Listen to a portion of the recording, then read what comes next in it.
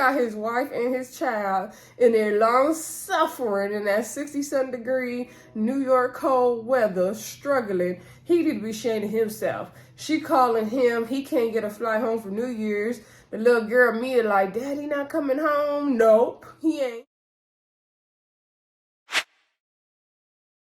Everybody, welcome back to the Brandy Yvonne channel. Of course, I'm your girl, Brandy Yvonne. Here at my channel, we do fun reviews, recaps, and discussions of all of our favorite shows. This video, we are still continuing through the Best Man series, y'all. This is the Best Man, the final chapters. This is going to be episode or chapter 5. I believe it's titled The Party.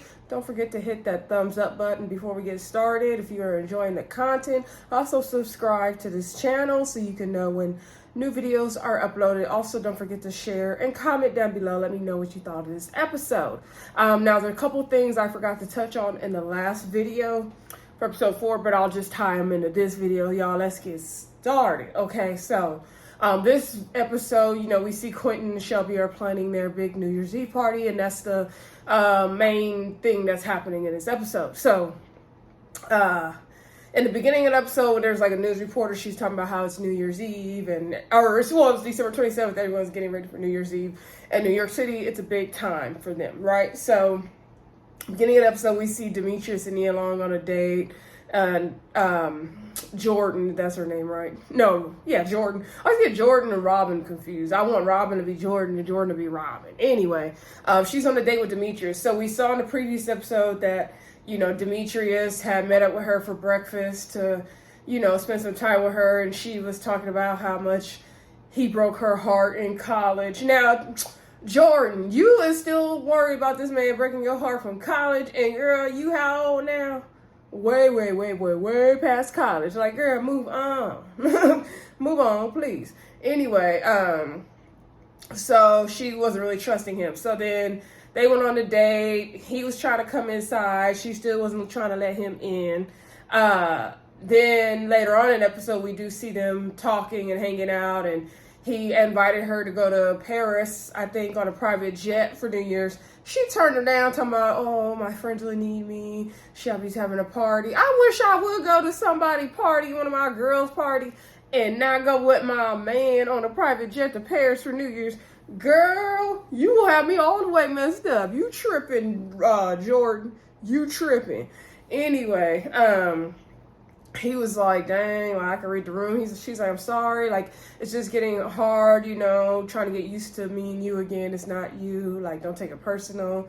He's like, girl, I'm not about to be chasing you forever. So anyway, also in the beginning of the episode, LJ is in the office with his dad, Lance, and he's showing him different plays and some of the new recruits because, he got offered the coaching job for the team that he was trying to play for all over again that he shouldn't have been doing. Anyway, so LJ was like, oh, Dad, I gotta go. Like, I told Kennedy I would come over. I gotta go. So then he's like, dang, son, like, you sure? And he's like, oh, you sweet on Kennedy? Like, And so then he was like, no, Dad, like, we're just hanging out, whatever. And so then Faith called, Lance's daughter Faith called Lance on the FaceTime. And she was crying because she accidentally broke the mom's favorite ornament, which was something they talked about in the holiday movie. And so she's like, Mom always got the tree down by the 31st. Like, she was just crying and upset because, she's trying to uphold things her mom would have done. And it's really sad because we get to see more of what the kids are dealing with the loss of Mia, right? So Lance told her, like, don't worry about it. Like, I know you always helped her with it. Like, I'll come home and help you. So, he's trying to figure out, how to be there for his kids. Let's see. Robyn meets up with Ja, and she got her daughter Mia with her, trifling. Anyway, he's showing her this new property because, she wants to expand her restaurant. And so he's showing her this new property where she could possibly do it. It's like an old jazz lounge. And he's saying, like, you need to act fast. It's going to go fast. So she calls Harper so Harper could call the realtor and they can get the ball rolling on it. Also, Harper is somewhere riding. He's nowhere to be found. He's not coming home. She's also complaining because the heat ain't working in their house. They got on coats in the house. He got his wife and his child in their long suffering in that 67-degree New York cold weather, struggling. He need to be ashamed of himself. She calling him. He can't get a flight home for New Year's. The little girl Mia like, Daddy not coming home? Nope, he ain't. Lord have mercy. Anyway, then we see Shelby and Quinton planning for their party. Quinton is arguing with somebody on the phone. He's trying to get a nurse for his dad to stay for the New Year's Eve so they don't have to worry about him. And he's like, man, my dad's calling me a Uncle Ruckus and a sellout for trying to sell the Spivey properties. And I just don't know if I'm making the right decision. Shelby's like, don't talk about my husband like that.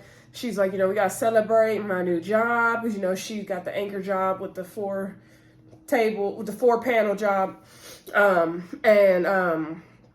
She's like, no, you're doing good. Like, don't worry. We're going to celebrate everybody tonight. He's like, I don't know. Like, Harper's not here and this and that. She's like, we ain't going to let that writer spoil the show. So then she's yelling at the assistant because he was just getting tacky decorations. And she's like, I want black and white with a hint of gold or whatever decoration she wanted. Anyway, she want all the windows open because she's just burning up hot. And I understand the feeling, Shelby. Not on her level, though. I ain't going through menopause and nothing, y'all. Anyway, so then, let's see. We do see LJ at Kennedy's house, right?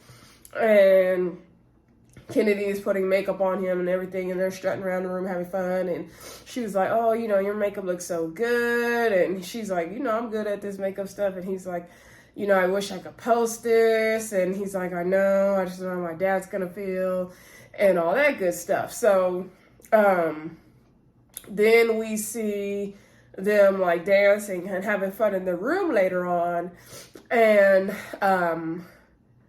Terrence Howard is on the phone with somebody trying to do business or something. And he can't hear because the music's too loud.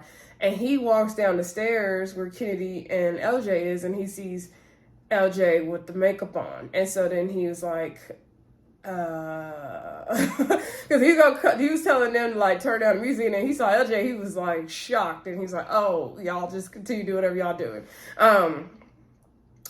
Side note, before that, we did see Lance accidentally call, what's her name, Jasmine, the girl lives on the island. And so he was like, oh, yeah. He was Facebook stalking her, okay? He tried to make it like he did it on an accident, but he called her on a FaceTime on Instagram and was catching up with her. And he was telling her about, the stuff he's going through with his kids, and she gave him good advice, okay? Now, once Quinton caught LJ like that, he called Jordan. And so he was talking to Jordan. He's like, aren't you the godmom? Like, don't you need to take care of this? And they're like, please don't tell Lance. And so she's explaining to him that, oh, you found out, LJ is non-gender binary and they prefer to go by them or something. She was explaining it. And then he was like, what? Like, what are you saying? And so then he's trying to call Harper, but he can't get through because Harper on a remote island trying not to be bothered while he write.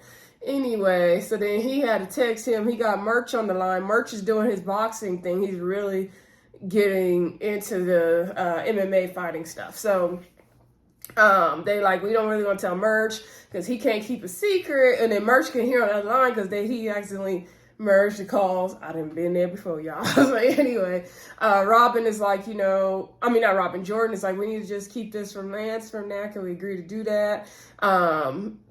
Harper wrote back, he's like, oh, if you're talking about LJ being non-gender binary, Lance is gonna, he's gonna flip his lid. And then Shelby somehow got in a call, and then Quinton was like, how did you get in the call? She's like, the whole house can hear you. And I just put two and two together about LJ being non-gender binary, and that's where all my wigs been going. So now everybody pretty much knows, okay? And then at the end of the call, Murch is like, first of all, like, Lance needs to know, but, I can keep a secret. And just for the record, he was like, F y'all. So he went off on them, finally, because he owed them that, right?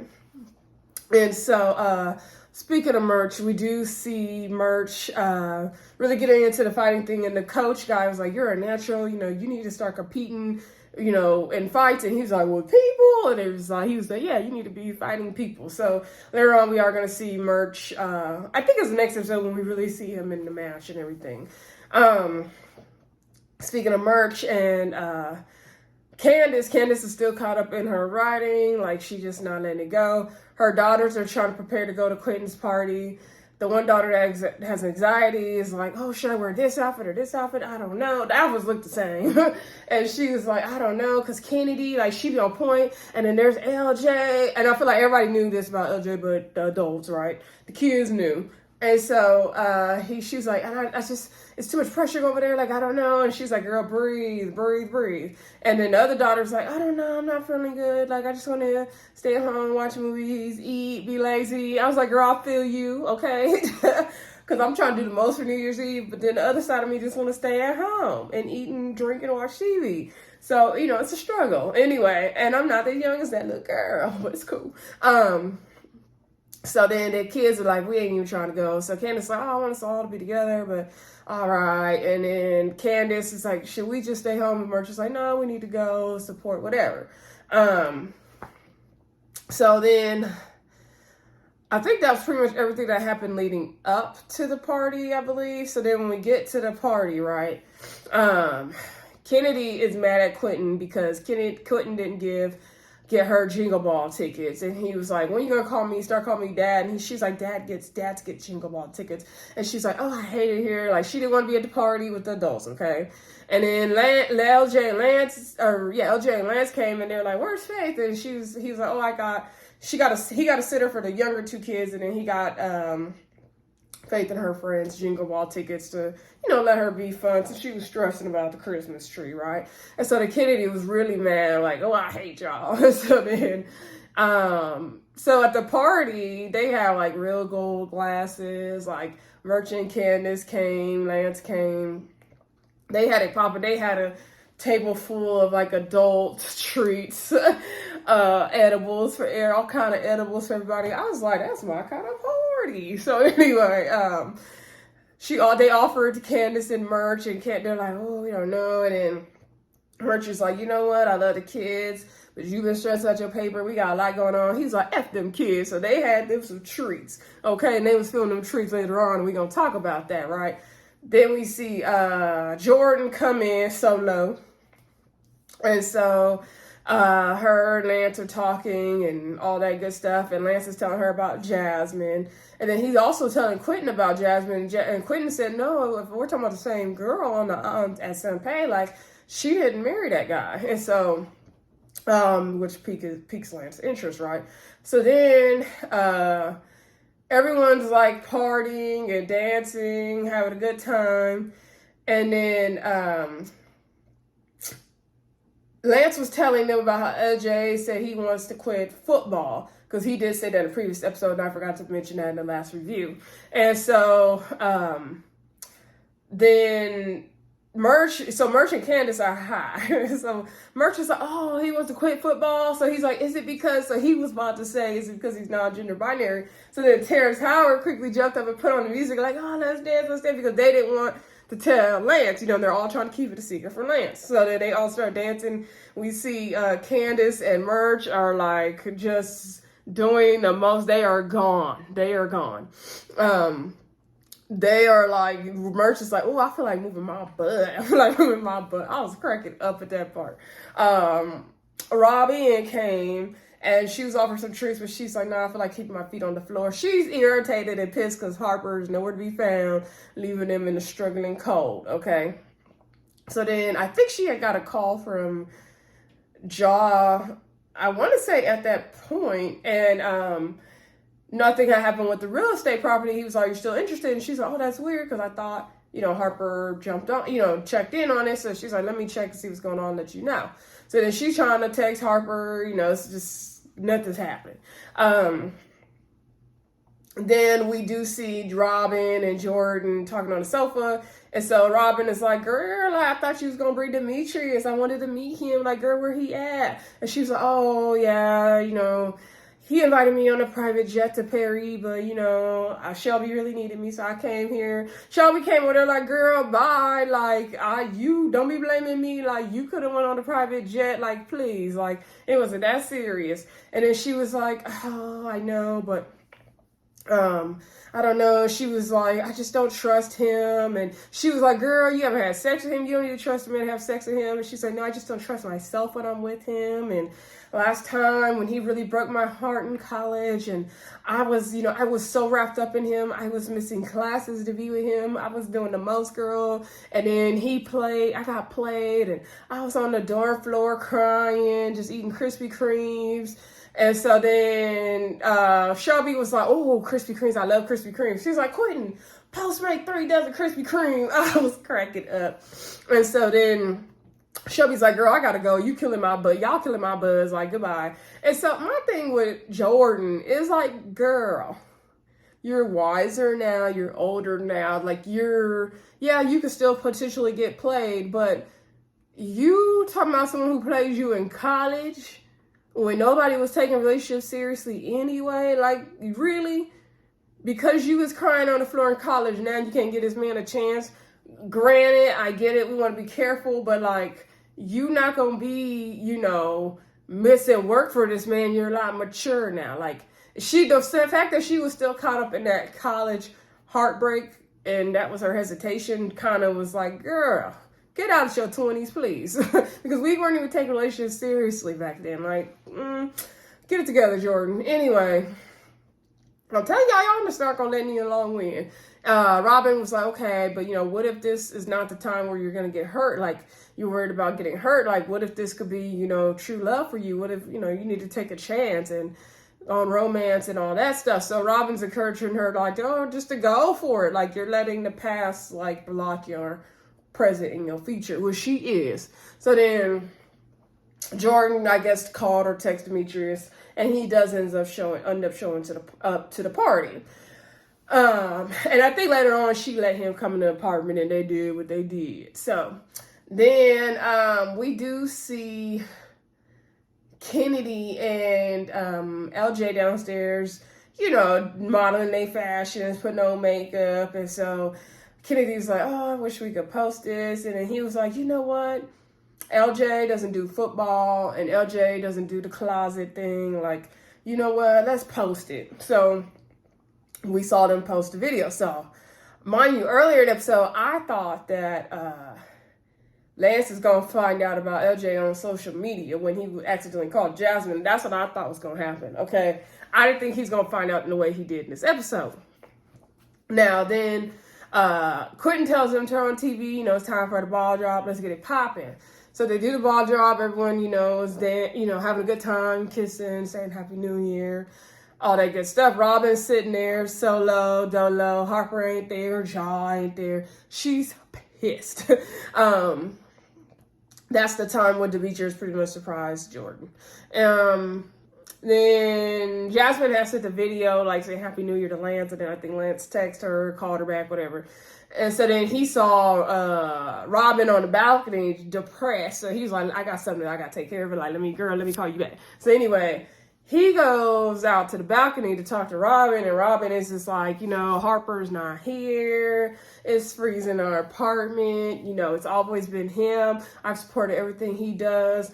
He didn't support me on this new restaurant. Now we're not going to get the business. Like, I'm trying to do all this stuff. He messing it up. Like, this is not going well. Like, he's just not feeling it. She's not feeling him.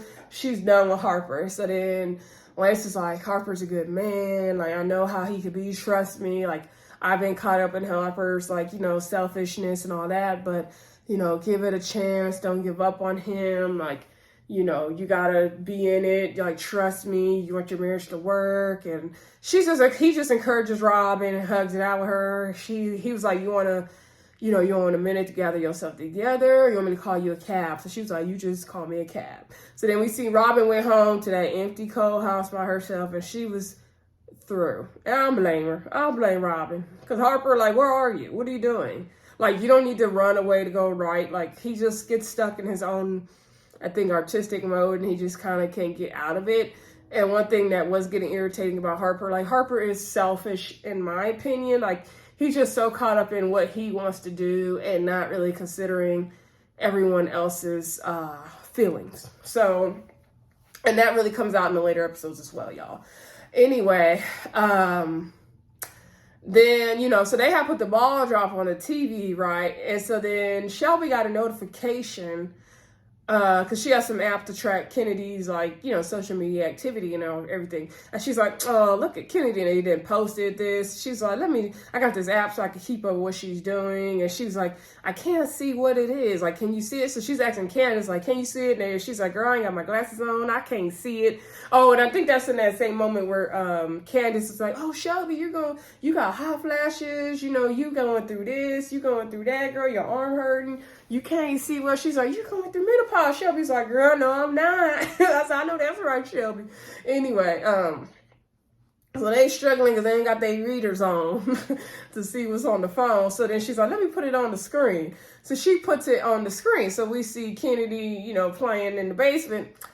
They dancing and walking that song, Let Me See You Walk. Is that the one by Saucy Santana? I think. Anyway. And then we see LJ strutting on the screen, so they're like, oh, we gotta hurry and turn this off. So then Lance comes in and they're like, oh, is that Kennedy and her friends, when her girls playing? And he gets closer and he realizes it's LJ. And then Jordan was like, Lance, I think you need to talk to LJ. So then it was like, oh, when that part happened, I was so... oh my God, I just was embarrassed from the inside out for everybody. I was like, oh my God, like that is not the way I thought he would find out. Like that was crazy. Very well done scene too. Poor LJ though, I felt bad for LJ. Side note, earlier in the episode when Quinton talked to LJ about it, he did tell him like, I understand, like my dad wanted me to be something and you got to talk to your dad and give him a chance to get to know the real you and all that. So Quinton did encourage LJ. I think it was this episode. Anyway, then actually I think it was at the time of the party he had told him that before he got dressed up, I think. Anyway, so then everybody ran down to the basement where Kennedy and LJ was. And so Lance popped up on LJ like, what the hell are you doing in here? So then he pulled him. He was like, get upstairs right now. And so then he did a slow walk upstairs. Everybody looking. That was so embarrassing and mortifying. So then he talked to LJ on the side. He was like, what is this? And then he was like, oh, Dad, it's TikTok. He's like, no, I'm talking about, what is this? He was like, are you gay now? Like, what you doing? And so then he's like, oh, I don't know. And he's like, I know that I've always felt different. I don't feel like a boy or a girl. I've always felt different, even as a kid. And he was like, and I thought I had to choose, but now I don't have to choose. I'm non-gender binary, Dad. Like, this is who I am. And I think he told him the pronouns at that moment too, if I'm not mistaken. So then Lance was like, what? Like, Lance wasn't here for it, okay? He was not here for it. He was not here for it. Morris Chestnut was doing some good acting too. He said, wipe that shit off your face and let's go. I was like, oh. Don't tell me what to do. Oh, it was hard. It was hard. I felt so bad for LJ. And then we do see Candace and Murch go home. And the daughter that has anxiety had gotten to the cannabis and the plant stuff that Candace is studying. And so she had took that stuff. She had put on her clothes and she was like, oh, this was the dress to wear. You're right. Like, this plant stuff really works. Like, you could tell she was high. The other daughter had ate all her treats and stuff to the point where it made her sick. And so then Murch was like, oh, these kids, like, F these kids. They were just like, it was just really showing how the kids was dragging them through it. Like, now these characters we've known and loved since 98, 99, whatever.